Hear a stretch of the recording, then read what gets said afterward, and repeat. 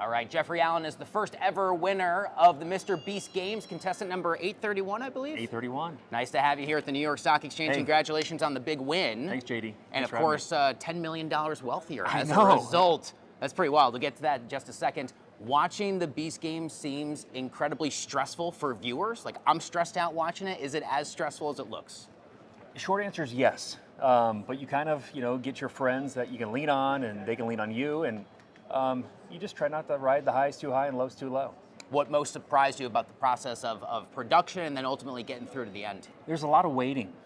When you think about 1,000 contestants, to wrangle them for meals and bathroom breaks, takes a lot of time. But I didn't realize how many good people I would meet.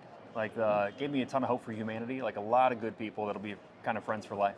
A lot of people are making a lot of the so-called psych eval. Talk to us more about what that opening process looked like and kind of how you were vetted to be a contestant for this anticipated show. They asked a ton of questions, and I think they were trying to make sure that you're kind of healthy enough, kind of physically, but also emotionally and mentally, because it is a stressful, intense, emotional, psychological kind of set of challenges. And I imagine one of those challenges, not just for you as a contestant, it's for you as a dad. We learned so much about your relationship with your son, Lucas. Can you talk to us about his creatine deficiency and why that was so important? And I think really a motivating factor, it seemed to be, for you getting into the games. It was the prime factor.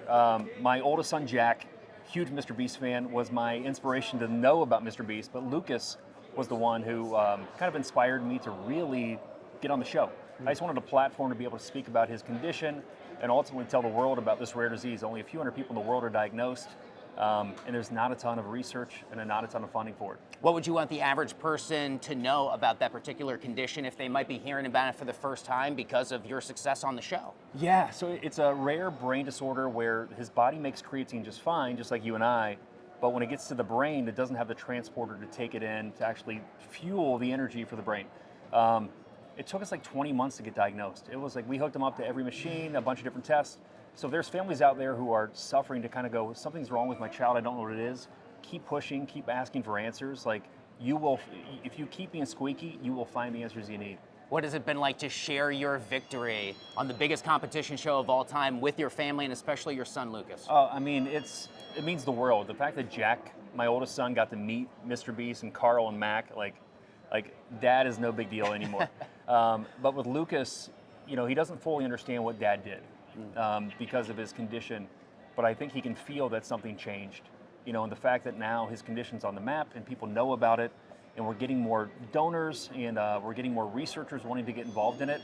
It absolutely means the world to us and the entire CTD community. Yeah, and congratulations to you and that part of the story, because I think that's really what, in large part, I think just captured the imaginations of so many people. It wasn't just kind of the personal way that you went about the game, but your relationship with your son. I remember the early days of Who Wants to Be a Millionaire when someone won $1 million. We all thought that was really cool. $10 million. It's ridiculous. Jeffrey, that's something wild. What has that been like for you? It's unbelievable. It's everything changes, but also things stay the same.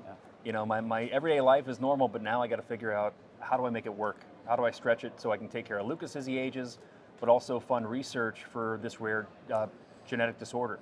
So no more fitting way to be on the New York Stock Exchange, is because this is where a lot of these dollars will go to kind of stretch them out. Yeah, of course. So talk to me more. I mean, I'm sure it's still early on, and I'm sure these things have a long runway. You're still learning exactly what you can and can't do with the money, what gets invested, what gets taxes. But could you peel us through any of those early consideration conversations for that bit of money, especially knowing that a lot of it is going towards the reason that got you into the game to begin with? Exactly. So with Lucas, we have to go, are we going to do a private foundation, or are we going to do a donor advised fund?